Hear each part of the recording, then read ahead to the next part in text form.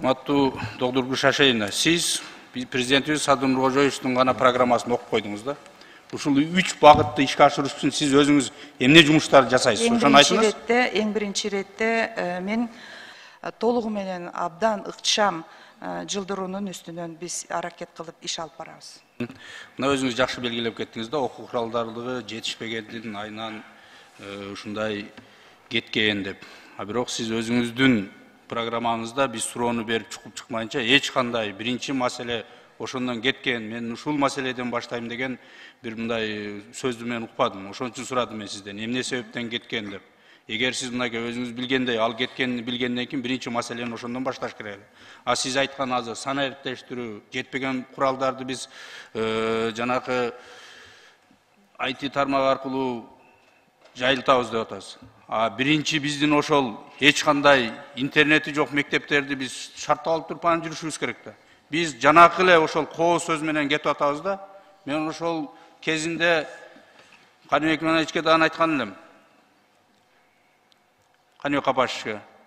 Сизге эң жоопкерчиликтүү жумушка кетип атасыз. Анткени сиз ушул депутаттык ишмердүүлүгүңүздө ушул тармакты сындап, жана ошондой эле аткаруу бийлигине сын айтып жүргөнсүз. Сиз эгер аткара албай калсаңыз, сиз өтө уят болосуз кыргыз элине деп.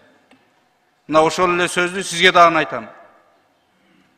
Анткени мына сиз айттыңыз, президентибиз 2021-12 жылы октябрда кабыл алынган ушул өнүктүрүүнүн 3 багыты боюнча чыккан буйрук быйыл 2 жыл болуп аттыр. Кайсыл этапка жетти?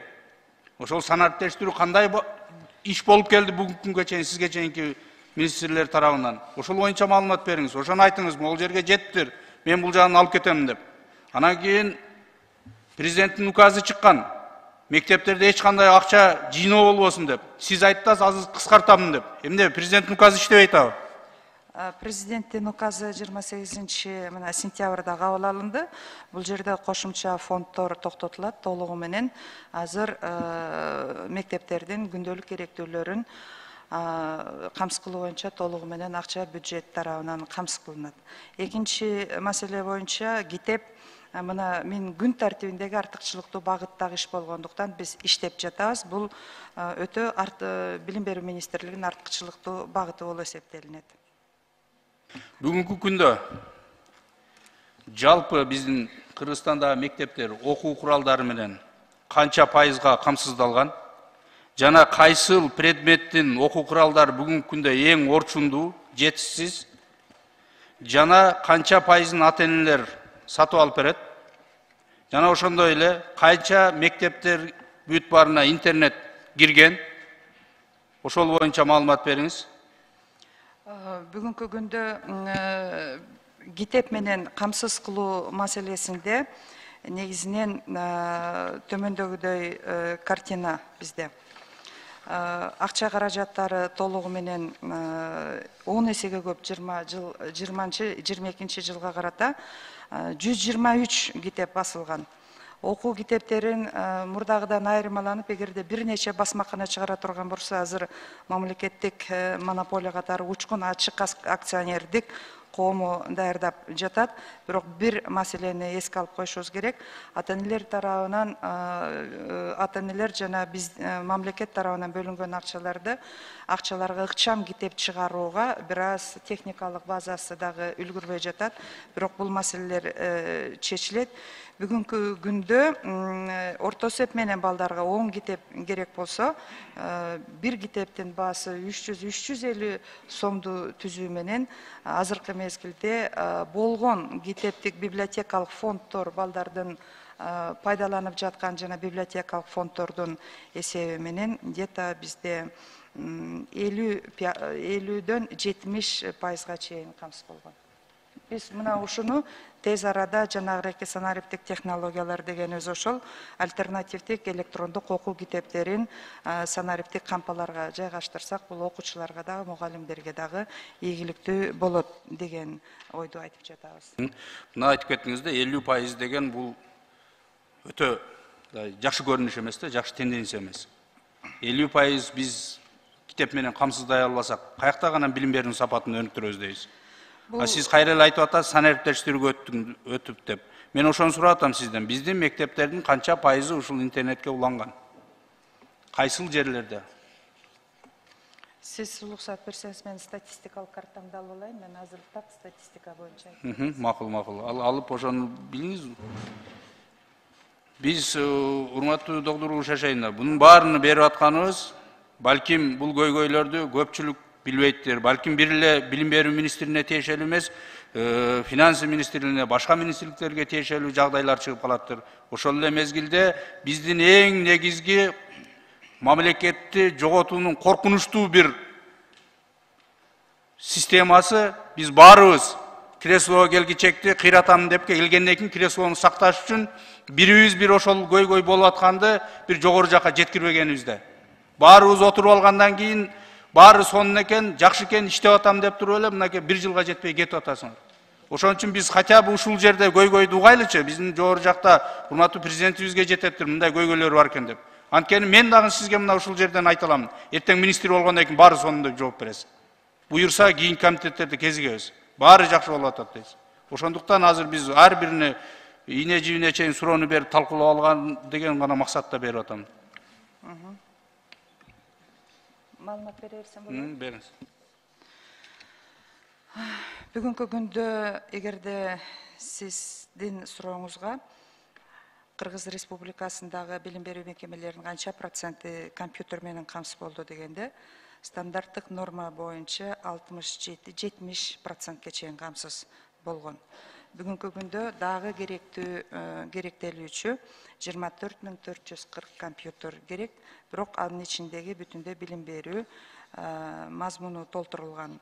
Китептер боюнча Доктор Шашайна, кечиресиз. Мен компьютер боюнча сураганым жок. Интернеттер кайсы мемеге жетти? Биз дайыма аттан биринчи арабаны салып алып туруп ушундай акыбалга келип атабыз. Сиз канчалаган компьютерлер болмоюнча, интернет жок болсо каяктагы санариптик окуу болот? Мен азыр ал боюнча сизге толугу менен жооп берем. Кыргыз Телеком ачык акционердик коому менен түзүлгөн келишимге ылайык 2062 мектептин 1834-ü интернетке туташтырылган. 228 мектеп туташтырууну бүгүнкү күтүп турат. Ал эми 31 республиканын оор шартта алыс бийик тоолуу жерлериндеги интернетке туташтыруу боюнча оптика була байланыш иштери жүрүп жатат. Бүгүнкү күндө президент дагы абдан катуу талап койду. Санариптик министрлиги Нурия Кутнаева менен бул иштер бир кемчилик бар. Биз бул кемчиликтин үстүнөн азыр толугу менен анализ жүргүзүп жатабыз. Анткени бир класс комплектиде 23 компьютер болсо, айрым чоң мектептерде алыс жерде андан көп. Бир моментте ошолорду күчтүү тартууда интернеттен скорости жетпей калган маселелер бар. Бул боюнча телеком кызматы менен биз кайрадан күчтөндүрүп, мына жакын арада биз мындай мониторинг жүргүзүлүп жатат. Мына ушуну камсыз кылуунун үстүнөн иштеп жатабыз.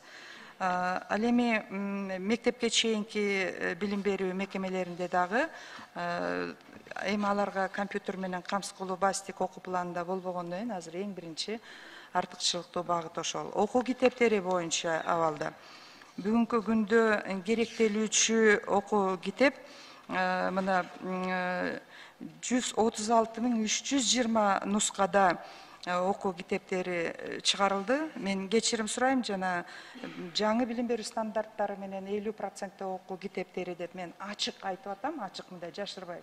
70-80 деп эскинде эле айтып койсо болот эле кошуп.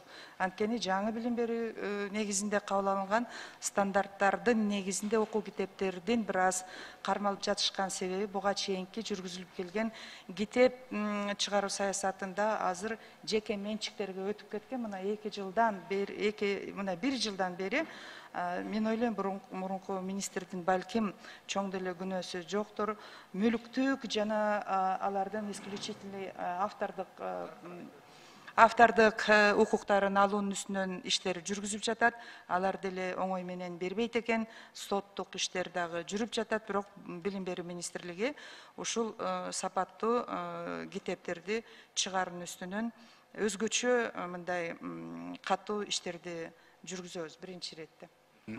Азыр мынакей сизге деле маалым да, интернет булактарында жүрөт. Канчалаган ата-энелер ошол эле мектептеги акча чогултуу маселеси дагы деле уланып жатканын, ал жерде көп балалуу ата энелер, жалгыз бой ата энелер жана ошондой эле бир баягы социалдык жактан аз камсыз болгон үй бүлөлөргө өтө кыйын болуп атат. Алардын негизгиси мына биз деле эл менен жолугуп, мугалимдер менен деле сүйлөшүп айтсаң, мына дагы деле ошол боор маселеси, боор жок. Ошол класстарды жууганга керектүү шаймандар, тряпкалар жок. Ошол эле мезгилде кайра эле ошол ремонт иштерине дегендей кылып, мына бүгүнкү күндө 1 жылдык фонду 2,5 миң сомдон чогултуп атыптыр. Ушул боюнча кандай иштерди алып барасыз? Дагы деле уланта береби же ошол чогултууну токтотуу үчүн мамлекет тарабынан канча кошумча акча керектелет? Бүгүнкү күндө бул корголгон бюджеттин статьясына кирди. Мына 28 сентябрда 508 токтом менен өкмөттүн Кыргыз Республикасы министрлер кабинетинен токтому жарык көрдү. Анын биринчи статьясында толугу менен мектептердин алдында түзүлгөн фонддорду жоюу, алардан жыйналган акчалардын ордуна мамлекет толугу менен бул акчаларды берүү маселесин чечти. Бул корголгон статьянын катарына кирди. Демек, бул толугу менен күнүмдүк керектөөлөр маселесин мамлекет конституциялык гарантия катары бул маселе чечилди. Бирок башка маселе бар. Мен ачык айтып коеюн. Бүгүнкү күндө айрыкча чоң мектептерде, Бишкек мектебинде бир класстарда балдардын класс комплектиси ашып кетсе, 30 бала же 26 бала отура турган болсо, 50-гө чейин кеткендер бар, 40-тан кеткендер бар. Мугалимдер жеке менчик мектептерге кетип жатат. Анткени бүгүн мыкты мугалимдерге урган суроо талап күчтүү жеке менчик мектептерге кетип жатат. Себеби класста 12 бала менен 50 баланы окутуунун айырмасы бар. Мына ушул көйгөй бар. Айыл жеринде болсо, айыл жеринде негизинен төлөөчү эмес. Сиздер колдоп берсеңиздер, дагы бир маселени айтабыз. Ушул акчаларды айылдык мектептерге жөнөткөндө балдардын санына жараша сатып алууда булар тендер жана ар кандай иштер мындай сатып алуу процессин жүргүзөт. Бирок ошондо мындай сатып алуу нерселеринин санынын аздыгына карата сапаттуу мектеп ремонт жүргүзүштө каражаттарын ала албайт. Балким кайрадан билим берүү министрлиги өтө өзүнө чоң тобокелчилик менен илгеркидей централизованный сатып алып туруп, Алибаба сыяктуу кампа ачып туруп, бүт мектептерге сапаттуу, анан чоң акча менен тендер өткөндө бул кичинекей баа болот дагы, сапаттуу буюмдарды алып туруп, безналичный. Счетный палатанын өкүлдөрү да отурат, сатып алуудан кийин өтө чоң текшерүүлөр бар, бардыгы ошондон коркот билим берүү системасы. Анан биз ошондон да ажыраталы деген 3 максатты көздөп жатабыз. Биринчи, майдалап сатып ичинде дойлодо отурган тендер мүмкүнчүлүгүнөн, экинчиден чексиз текшерүү мүмкүнчүлүгүнөн, үчүнчүдөн мындай сапаттуу сырларды же болбосо керектүү каражаттарды алып мектептерге заявка менен жеткирүү. Ош жана Бишкек шаарында ошол билим берүү базасын түзүү боюнча. Эсептөө палатасы, финансы министрлиги сиздердин көз карашыңар кандай? Эжекебиздин оюна барбы? Бул сунуш биз талкуулап атабыз. Жергиликтүү билим берүү мекемелеринен электен өтүп келген алардын өтүнүчү. Кийинки билим берүү министрлигинин артыкчылыктуу багыты бул кыргыз тилин милдеттүү түрдө көбөйтүү жана айрым бир учурда бул саатты биз көбөйтүүгө барышыбыз керек. Анткени себеби Кыргызстанда өзөктүү конституциялык тил кыргыз тили болгондуктан биз ошол маселелерди биринчи иретте коебуз. Балким айрым билим берүү мекемелеринде бул ызы чууну жаратышы мүмкүн, кандайдыр бир каршылыктарды жаратышы мүмкүн, бирок биз милдетибиз ошол. Функционалдык сабаттуулуктун биринчи өзөгү бул кыргыз тилинде биз өткөрүшүбүз керек. Билим берүү мекемелерин балким айыл жериндеги орус тилиндеги чөйрө жок орус класстарын жабууга туура келет. Анткени билим берүүнүн жетишкендигинде булар чоң сапат бербей, функционалдык сабаттуулукту өтө өксүп аткан мезгилде. Мына сиз азыр бир жакшы көйгөйдү айтып кеттиңиз да, жакшы эмес, эми негизги бүгүнкү көйгөй мына жеке менчик мектептерге көптөгөн мугалимдер кетип жатат дедиңиз. Сиз ошол жекеменчик мектептерге мамлекет тарабынан кандай конкуренция түзө аласыз? Аларга кайсыл кантип багыттар менен сиз ошол мугалимдердин кетүүсүн азайтасыз деген пландар бар. Мына мектеп чоң көйгөй эле, бирок мына көрүп атасыз, жылдан жылга мектеп салынуу жакшы жолго түшүп баратат. Мен бир комитетте айттым эле, биз ошол зданияларды, жаңыраган зданияларды курган менен ичини биз дагы деле ошол бош алып калып атабыз да. Биздин ошол жетишсиздиктердин көбүнөн.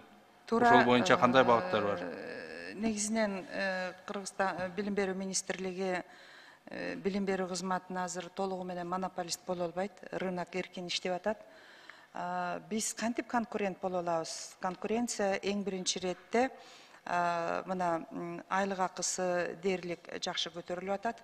Экинчиден материалдык техникалык база.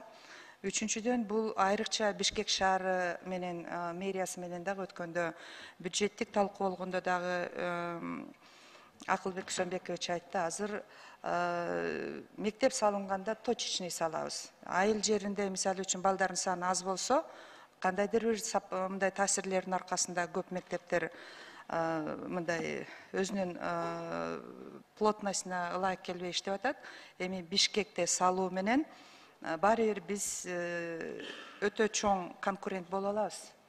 Анткени академиялык билим берүү системасы ошондой эле мектеп бүгүнкү күндө рынокко багытталган бизнести айкалыштыруу системасында биз ишке алабыз. Мына бизге азыр эле мугалимдер кайрылып жатат да. Мугалимдерди ишембиликтерге чыгаруу туурабы, туура эмеспи? Бул негизинен туура эмес. Мен учурдан пайдаланып жергиликтүү өзүн өзү башкаруу органдарына жана мамлекеттик укуктуу көзөмөлдөө жүргүзгөн прокуратурага кайрылып кетет элем. Булардын статьясында бар. Билим берүүдө иштеп жаткан айрыкча мугалимдер өзүнүн гана адистигине байланышкан иштерди жүргүзүш керек, же болбосо өзүнүн территориясында бекитилген массалык иш-чараларга жасаш керек деп. Бирок бизге адат болуп кетти. Бул окуу процессин мындай үзгүлтүккө учуратып жатат. Тынымсыз субботниктер, тынымсыз массалык мобилизациялык иштерди окуу процессинде үзгүлтүккө учурганга таптакыр тыюу салынат. Рахмат. Акыркы суроом, бирок элдин суроосу болуп атат көбүнчө. Мына сиздин азыркы өмүр баяныңызды басып өткөн жолуңузду көрүп, бай экенин, көптөгөн тепкичтерди басып өткөнүңүздү билет экенбиз, бирок биздин элибиз бир гана нерсеңизди жакшы эстеп калган экен, азыр кайра сурашып атат. Мына бул биздин үрп адатыбызга, биздин менталитетибизге каршы келген мындай бир салттарды колдоп чыкканыңыз боюнча көп сурашып атат да. Андай адам бүгүн биздин билимди кайсыл тармакка буруп барат, анын келечеги кандай болот деген суроолорду берип атат. Эми ачуу болсо да элдин бул суроосу жооп берип койсоңуз. Туптуура жетекчи болгондон бардык сынды көтөрүүгө жооп бергенге даяр болуш керек. Албетте бул калп. Мен салттуу үй бүлөдө салттуу баалуулуктарды улантуунун үстүндө иштейм. Жолдошум бар, 2 кызым, 2 неберем. Бүгүнкү күндө менин камкордугумда 90 жаштагы кайнатам бар. Толугу менен эгерде үй бүлөбүз мен алтын казык принцибин баалайм. Биздин кыргыз улутунун баалуулугун, кыргыз улутунун аманат калтырган мурастарын ар бир кыргыз бекемдебесе, бизде бүгүнкү күндө ары бери тартып кете турган кызыкчылыктар өтө көп. Менин энелик миссиям, келиндик миссиям жана бүгүнкү күндө билим берүү министри катарындагы менин миссиям жалгыз кыргыз өлкөсүнүн өнүгүүсүнө багыт бере турган жылдыз бул алтын казык сыяктуу бул ата мурастарынын негизинде көп баалуулуктардын астында тебеленип калбаш үчүн биринчи иретте улуттук мамлекеттик кызыкчылыктар биринчи орунга коюлат. Калгандары боюнча бул эмоциялык сөз, бул нормалдуу нерсе, мен ага таарынбайм. Рахмат, ишиңизге ийгилик. Буюрса чогуу бирге ушул билим берүү системасынын алдында жылдырабыз деп үмүттөнөм. Ийгилик. Рахмат, Айбек Тураталиевич. Сиз азыр сунуштадыңыз, урматтуу президент Садыр Нуркожоевичтин жанагы демилгесине. Бирок азыр Венера Калбековна, биз бүгүнкү болочоктогу министрибиз доктор Гүлшашендин дагы бир программасын укпайлыбы? Анткени мына биз депутат болуп келгенден бери бир 4-мүнчү министр болуп атат да. Биздин эң негизги көйгөй мамлекеттин мамлекеттүүлүгүн алдына карай өнүгүшүнө бул ушул биздин билимден көз каранды да. А бирок ага карабастан бизде бир мындай бат эле министрликтер алмашып, эмне себептен кетип атканы, эмне себептен иштен алынганы жөнүндө деле бир маалыматыбыз жок. Анан ошону менен бирге Алмаз Акынжан, сизге мына сиз азыр бүгүн министрди бул жерге бизге талапкерлигин көрсөтүп жатасыз. Эгер эртең иштей албай, дагы бир жаман терс көрүнүштөргө кабылса, жоопкерчиликти аласызбы өзүңүзгө? Анткени бул тармакты караган же бир биздин кабинеттер министринин орун басары жок. Мына эң көйгөйлүү тармак ушул социалдык тармак. Бирок бир дагы алдына жылыш жок. Аны сиз деген байкабасаңыз керек. Ошону жооп берип койсоңуз. Саламатсызбы, туура айтасыз. Акыркы жылдары ушундай көп өзгөрүүлөр болуп кетти. Бул тармакта ал жөнүндө президентибиз дагы өтө жакшы билет, ойлонот. Жаңы талапкерди кабыл алып атканда дагы бул сөздөр президентибиз урматтуу Садыр Нуркожоевич айтылды. Бул маселелерди ошондуктан туруктуулукту эске алып, ошол конституциялык нормаларды эске алып, ошол дагы сиздерге алып келдик. Талапкерди ал киши да өзүн азыр кыскача өзүнүн жөнүндө айтып, маселелерди карайт. Туура айтасыз, биз ага кошулабыз. Анан бул ыйгарым укук президенттик болгондуктан кийин мен ал кишинин тапшырмасын гана аткарамын. Ушул комитетке алып келип, комитетке мага жүктөдү, келип ушул сунуштаңыз деп. Ошон үчүн урматтуу депутаттар колдоо берсеңиздер. Рахмат. Анда Доктур Шашевна, сизге сөз. Программаңызды айтып бериңизчи. Кутман күнүңүздөр менен, урматтуу депутаттар. Менин программам Кыргыз Республикасынын өнүктүрүү боюнча 12 сентябрда 12 октябрь 21 жылы кабыл алынган Кыргыз өлкөсүнүн өнүктүрүү боюнча улуттук программасынын алкагында өлкө башчысы кабыл алынган ишмердүүлүк дулантуу болуп саналат. Ал жерде эң өзөктүү 3 маселе белгиленген. Башкача айтканда, мектеп окуучуларынын функционалдык сабаттуулугун 50%ке чейин жогорулатуу. Экинчи, кесиптик билим берүү техникалык окуу жайлардын кызматын жогорулатуу жана жеткиликтүүлүгүн камсыз кылуу. Башкача айтканда, Кыргызстанда жумуш орду менен, жумушчу кесиптер менен камсыз кылууну жогорулатуу.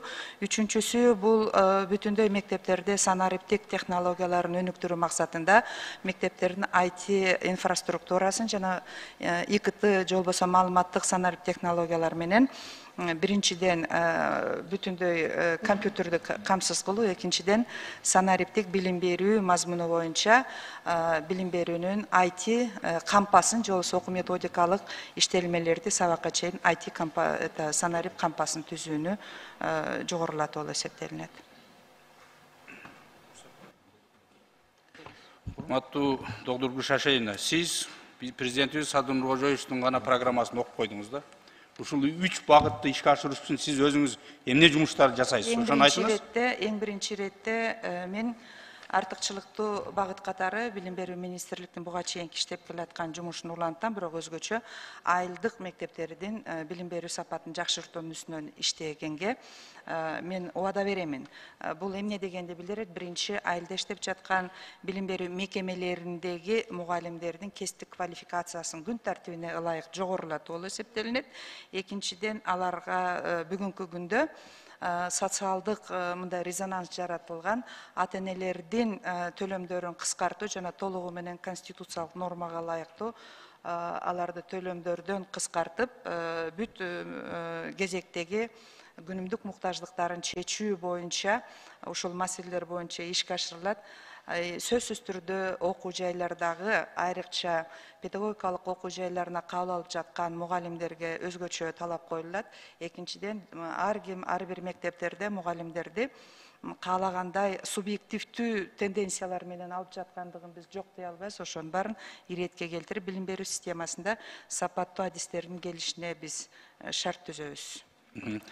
Рахмат. Мына эми адистерди сапаттуу экенин айттыңыз, ал туура.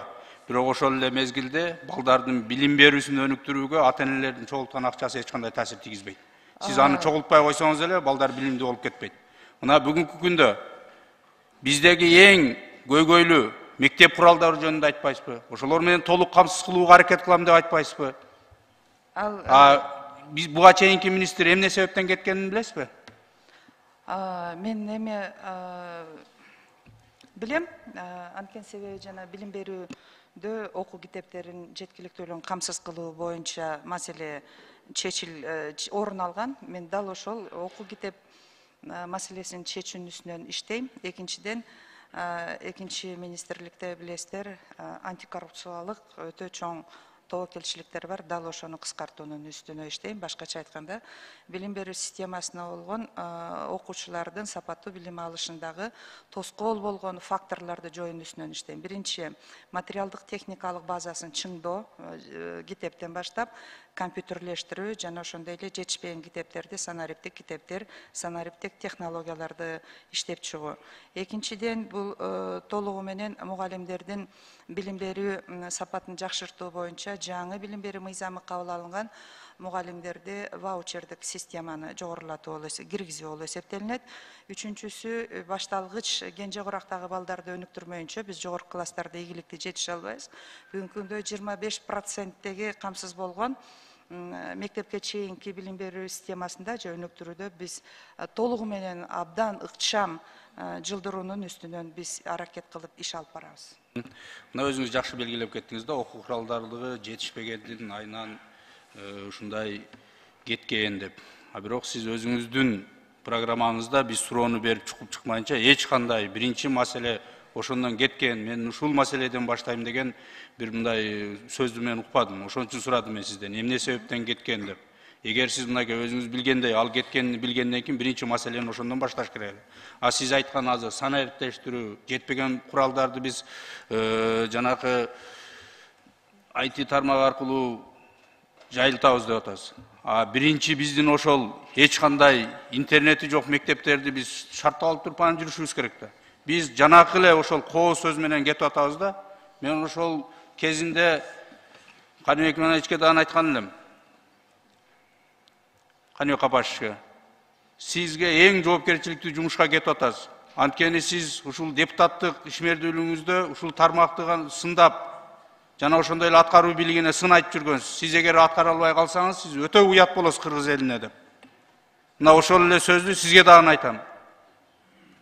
Анткени мына сиз айттыңыз, президентибиз 2021-12 жылы октябрда кабыл алынган ушул өнүктүрүүнүн 3 багыты боюнча чыккан буйрук быйыл 2 жыл болуп аттыр. Кайсыл этапка жетти? Ошол санариптештирүү кандай иш болуп келди бүгүнкү күнгө чейин сизге чейинки министрлер тарабынан? Ошол боюнча маалымат бериңиз. Ошону айтыңыз, могул жерге жеттир. Мен бул жагын алып кетем деп. Анан кийин президенттин указы чыккан. Мектептерде эч кандай акча жыйноо болбосун деп. Сиз айттыңыз, азыр кыскартам деп. Эмне президенттин указы иштебей атабы? Президенттин указы 28 сентябрда кабыл алынды. Бул жерде кошумча фонддор токтотулат толугу менен. Азыр мектептердин күндөлүк керектүүлөрүн камсыз кылуу боюнча толугу менен акча бюджет тарабынан камсыз кылынат. Экинчи маселе боюнча китеп, мына мен күн тартибиндеги артыкчылыктуу багыттагы иш болгондуктан биз иштеп жатабыз. Бул өтө билим берүү министрлигинин артыкчылыктуу багыты болуп эсептелинет. Бүгүнкү күндө жалпы биздин Кыргызстандагы мектептер окуу куралдары менен канча пайызга камсыздалган? Жана кайсыл предметтин окуу куралдары бүгүнкү күндө эң орчундуу, жетишсиз? Жана канча пайызын ата-энелер сатып алып берет? Жана ошондой эле канча мектептер бүт баарына интернет кирген? Ошол боюнча маалымат бериңиз. Бүгүнкү күндө китеп менен камсыз кылуу маселесинде негизинен төмөндөгүдөй картина бизде. Акча каражаттары толугу менен 10 эсеге көп 22 жылга карата 123 китеп басылган. Окуу китептерин мурдагыдан айырмаланып, эгерде бир нече басмакана чыгара турган болсо, азыр мамлекеттик монополия катары учкун ачык акционердик коому даярдап жатат. Бирок бир маселени эске алып коюшубуз керек. Ата-энелер тарабынан, ата-энелер жана биз мамлекет тарабынан бөлүнгөн акчаларга ыкчам китеп чыгарууга бир аз техникалык базасы дагы үлгүрбөй жатат. Бирок бул маселелер чечилет. Бүгүнкү күндө орто эсеп менен балдарга 10 китеп керек болсо, бир китептин баасы 300-350 сомду түзүү менен азыркы мезгилде болгон китептик библиотекалык фонддор балдардын пайдаланып жаткан жана библиотекалык фонддордун эсеби менен где-то бизде 50-дөн 70% чейин камсыз болгон. Биз мына ушуну тез арада жанагы санариптик технологиялар дегенибиз ошол альтернативдик электрондук окуу китептерин санариптик кампаларга жайгаштырсак, бул окуучуларга дагы, мугалимдерге дагы ийгиликтүү болот деген ойду айтып жатабыз. Мына айтып кеттиңизде 50% деген бул өтө жакшы көрүнүш эмес да, жакшы тенденция эмес. 50% биз китеп менен камсыздай албасак, каякта гана билим берүүнүн сапатын өнүктүрөбүз дейбиз. Сиз кайра эле айтып атасыз, санариптештирүүгө өтүп деп. Мен ошону сурап атам сизден. Биздин мектептердин канча пайызы ушул интернетке уланган? Кайсыл жерлерде? Сиз уруксат берсеңиз, мен статистикалык картамды алып алайын. Мен азыр так статистика боюнча. Макул. Алып ошону билиңиз. Биз, урматтуу доктор Угуш Ашайындар, бунун баарыны берип атканыбыз, балким бул көйгөйлөрдү көпчүлүк билбейттир. Балким бир эле билим берүү министрине тиешелүү эмес, финанс министрлигине, башка министрликтерге тиешелүү жагдайлар чыгып калаттыр. Ошол эле мезгилде биздин эң негизги мамлекетти жоготуунун коркунучтуу бир системасы, биз баарыбыз креслого келгичекти кыйратам деп келгенден кийин креслону сакташ үчүн бирибиз бир ошол көйгөй болуп атканды бир жогору жакка жеткирбегенибизде. Баарыбыз отуруп алгандан кийин баары сонун экен, жакшы экен, иштеп атам деп туруп эле мынакей 1 жылга жетпей кетип атасыңар. Ошон үчүн биз хотя бы ушул жерде көйгөйдү угайлычы, биздин жогору жакта урматтуу президентибизге жетептир, мындай көйгөйлөр бар экен деп. Анткени мен дагы сизге мына ушул жерден айта алам. Эртең министр болгондон кийин баары сонун деп жооп бересиз. Буюрса кийинки комитеттерде кезигебиз. Баары жакшы болуп атат дейсиз. Ошондуктан азыр биз ар бирине ийне жибине чейин суроону берип талкуулап алган деген гана максатта берип атам. Маалымат бере берсем болобу? Бериңиз. Бүгүнкү күндө эгерде сиздин сурооңузга Кыргыз Республикасындагы билим берүү мекемелеринин канча проценти компьютер менен камсыз болду дегенде, стандарттык норма боюнча 67-70%ке чейин камсыз болгон. Бүгүнкү күндө дагы керектелүүчү 24440 компьютер керек, бирок анын ичиндеги бүтүндөй билим берүү мазмуну толтурулган. Китептер боюнча Доктор Шашайна, кечиресиз. Мен компьютер боюнча сураганым жок. Интернеттер кайсы мемеге жетти? Биз дайыма аттан биринчи арабаны салып алып туруп ушундай акыбалга келип атабыз. Сиз канчалаган компьютерлер болмоюнча, интернет жок болсо каяктагы санариптик окуу болот? Мен азыр ал боюнча сизге толугу менен жооп берем. Кыргыз Телеком ачык акционердик коому менен түзүлгөн келишимге ылайык 2062 мектептин 1834-ü интернетке туташтырылган. 228 мектеп туташтырууну бүгүнкү күтүп турат. Ал эми 31 республиканын оор шартта алыс бийик тоолуу жерлериндеги интернетке туташтыруу боюнча оптика була байланыш иштери жүрүп жатат. Бүгүнкү күндө президент дагы абдан катуу талап койду. Санариптик министрлиги Нурия Кутнаева менен бул иштер бир кемчилик бар. Биз бул кемчиликтин үстүнөн азыр толугу менен анализ жүргүзүп жатабыз. Анткени бир класс комплектиде 23 компьютер болсо, айрым чоң мектептерде алыс жерде андан көп. Бир моментте ошолорду күчтүү тартууда интернеттен скорости жетпей калган маселелер бар. Бул боюнча телеком кызматы менен биз кайрадан күчтөндүрүп, мына жакын арада биз мындай мониторинг жүргүзүлүп жатат. Мына ушуну камсыз кылуунун үстүнөн иштеп жатабыз. Ал эми мектепке чейинки билим берүү мекемелеринде дагы эми аларга компьютер менен камсыз кылуу базистик окуу планында болбогондон кийин азыр эң биринчи артыкчылыктуу багыт ошол. Окуу китептери боюнча абалда бүгүнкү күндө керектелүүчү окуу китеп мына 136.320 нускада окуу китептери чыгарылды. Мен кечирим сурайм, жана жаңы билим берүү стандарттары менен 50% окуу китептери деп мен ачык айтып атам, ачык мындай жашырбай. 70-80 деп эскини эле айтып койсо болот эле кошуп. Анткени жаңы билим берүү негизинде кабыл алынган стандарттардын негизинде окуу китептердин бир аз кармалып жатышкан себеби буга чейинки жүргүзүлүп келген китеп чыгаруу саясатында азыр жеке менчиктерге өтүп кеткен. Мына 2 жылдан бери, мына 1 жылдан бери мен ойлойм мурунку министрдин балким чоң деле күнөөсү жоктур. Мүлктүк жана алардын исключительный автордук укуктарын алуунун үстүнөн иштер жүргүзүлүп жатат. Алар деле оңой менен бербейт экен. Соттук иштер дагы жүрүп жатат, бирок билим берүү министрлиги ушул сапаттуу китептерди чыгаруунун үстүнөн өзгөчө мындай катуу иштерди жүргүзөбүз биринчи иретте.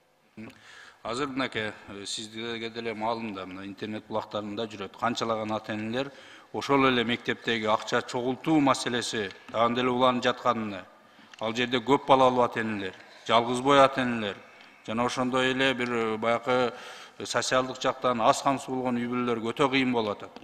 Алардын негизгиси мына биз деле эл менен жолугуп, мугалимдер менен деле сүйлөшүп айтсаң, мына дагы деле ошол боор маселеси, боор жок. Ошол класстарды жууганга керектүү шаймандар, тряпкалар жок. Ошол эле мезгилде кайра эле ошол ремонт иштерине дегендей кылып, мына бүгүнкү күндө 1 жылдык фонду 2,5 миң сомдон чогултуп атыптыр. Ушул боюнча кандай иштерди алып барасыз? Дагы деле уланта береби же ошол чогултууну токтотуу үчүн мамлекет тарабынан канча кошумча акча керектелет? Бүгүнкү күндө бул корголгон бюджеттин статьясына кирди. Мына 28 сентябрда 508 токтому менен өкмөттүн Кыргыз Республикасы министрлер кабинетинен токтому жарык көрдү. Анын биринчи статьясында толугу менен мектептердин алдында түзүлгөн фонддорду жоюу, алардан жыйналган акчалардын ордуна мамлекет толугу менен бул акчаларды берүү маселесин чечти. Бул корголгон статьянын катарына кирди. Демек, бул толугу менен күнүмдүк керектөөлөр маселесин мамлекет конституциялык гарантия катары бул маселе чечилди. Бирок башка маселе бар. Мен ачык айтып коеюн. Бүгүнкү күндө айрыкча чоң мектептерде, Бишкек мектебинде бир класстарда балдардын класс комплектиси ашып кетсе, 30 бала же 26 бала отура турган болсо, 50-ге чейин кеткендер бар, 40-тан кеткендер бар. Мугалимдер жеке менчик мектептерге кетип жатат. Анткени бүгүн мыкты мугалимдерге урган суроо талап күчтүү жеке менчик мектептерге кетип жатат. Себеби класста 12 бала менен 50 баланы окутуунун айырмасы бар. Мына ушул көйгөй бар. Айыл жеринде болсо, айыл жеринде негизинен төлөөчү эмес. Сиздер колдоп берсеңиздер дагы бир маселени айтабыз. Ушул акчаларды айылдык мектептерге жөнөткөндө балдардын санына жараша сатып алууда булар тендер жана ар кандай иштер мындай сатып алуу процессин жүргүзөт. Бирок ошондо мындай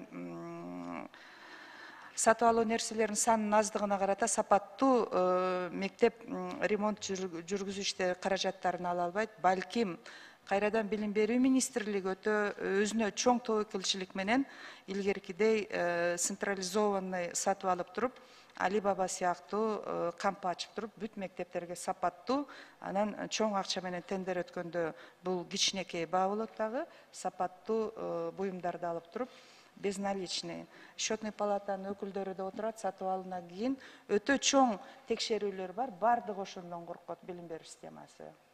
Анан биз ошондон да ажыраталы деген 3 максатты көздөп жатабыз. Биринчи, майдалап сатып ичинде дойлодо отурган тендер мүмкүнчүлүгүнөн, экинчиден чексиз текшерүү мүмкүнчүлүгүнөн, үчүнчүдөн мындай сапаттуу сырларды же болбосо керектүү каражаттарды алып мектептерге заявка менен жеткирүү. Ош жана Бишкек шаарында ошол билим берүү базасын түзүү боюнча. Эсептөө палатасы, финансы министрлиги сиздердин көз карашыңар кандай? Эжекебиздин оюна. Барбы? Бул сунуш биз талкуулап атабыз. Жергиликтүү билим берүү мекемелеринен электен өтүп келген алардын өтүнүчү.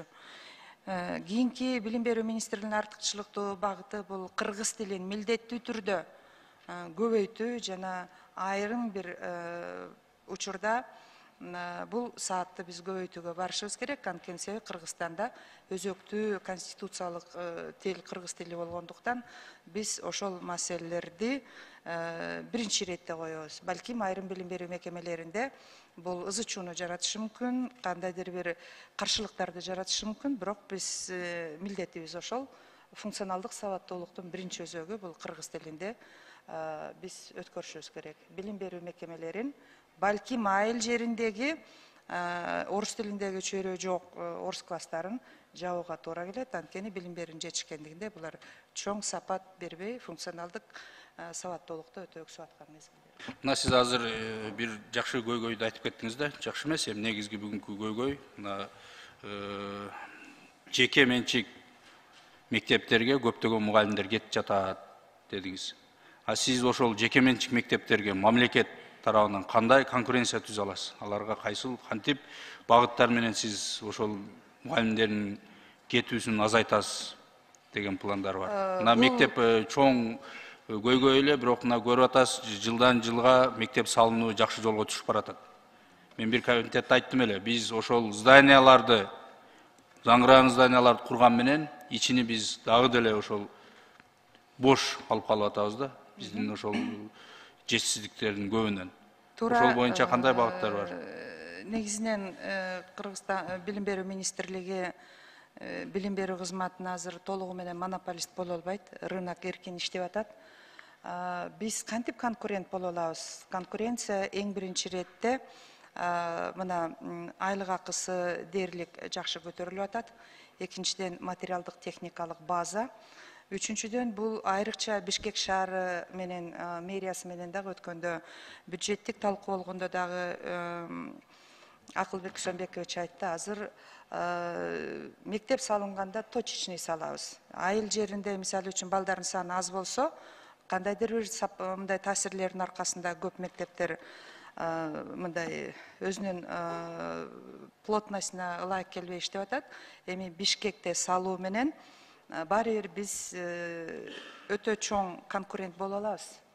Анткени академиялык билим берүү системасы ошондой эле мектеп бүгүнкү күндө рынокко багытталган бизнести айкалыштыруу системасында биз ишке алабыз. Мына бизге азыр эле мугалимдер кайрылып жатат да. Мугалимдерди ушу ишембиликтерге чыгаруу туурабы, туура эмеспи?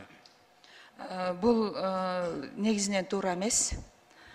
Мен учурдан пайдаланып жергиликтүү өзүн өзү башкаруу органдарына жана мамлекеттик укуктуу көзөмөлдөө жүргүзгөн прокуратурага кайрылып кетет элем. Булардын статьясында бар. Билим берүүдө иштеп жаткан айрыкча мугалимдер өзүнүн гана адистигине байланышкан иштерди жүргүзүш керек, же болбосо өзүнүн территориясында бекитилген массалык иш-чараларга жасаш керек деп. Бирок бизге адат болуп кетти. Бул окуу процессин мындай үзгүлтүккө учуратып жатат. Тынымсыз субботниктер, тынымсыз массалык мобилизациялык иштерди окуу процессинде үзгүлтүккө учураганга таптакыр тыюу салынат. Рахмат. Акыркы суроом, бирок элдин суроосу болуп атат көбүнчө. Мына сиздин азыркы өмүр баяныңызды басып өткөн жолуңузду көрүп, бай экенин, көптөгөн тепкичтерди басып өткөнүңүздү билет экенбиз, бирок биздин элибиз бир гана нерсеңизди жакшы эстеп калган экен, азыр кайра сурашып атат. Мына бул биздин үрп адатыбызга, биздин менталитетибизге каршы келген мындай бир салттарды колдоп чыкканыңыз боюнча көп сурашып атат да. Андай адам бүгүн биздин билимди кайсыл тармакка буруп барат, анын келечеги кандай болот деген суроолорду берип атат. Эми ачуу болсо да элдин бул суроосу жооп берип койсоңуз. Туптуура жетекчи болгондон кийин бардык сынды көтөрүүгө жооп бергенге даяр болуш керек. Албетте бул калп. Мен салттуу үй бүлөдө салттуу баалуулуктарды улантуунун үстүндө иштейм. Жолдошум бар, 2 кызым, 2 неберем. Бүгүнкү күндө менин камкордугумда 90 жаштагы кайнатам бар. Толугу менен эгерде үй бүлөбүз, мен алтын казык принцибин баалайм. Биздин кыргыз улутунун баалуулугун кыргыз улутунун аманат калтырган мурастарын ар бир кыргыз бекемдебесе, бизде бүгүнкү күндө ары бери тартып кете турган кызыкчылыктар өтө көп. Менин энелик миссиям, келиндик миссиям жана бүгүнкү күндө билим берүү министри катарындагы менин миссиям жалгыз кыргыз өлкөсүнүн өнүгүүсүнө багыт бере турган жылдыз, бул алтын казык сыяктуу бул ата мурастарынын негизинде көп баалуулуктардын астында дебеленип калбаш үчүн биринчи иретте улуттук мамлекеттик кызыкчылыктар биринчи орунга коюлат. А калгандары боюнча бул эмоциялык сөз, бул нормалдуу нерсе, мен ага таарынбайм. Рахмат, ишиңизге ийгилик, буюрса чогуу бирге ушул билим берүү системасынын алдында жылдырабыз деп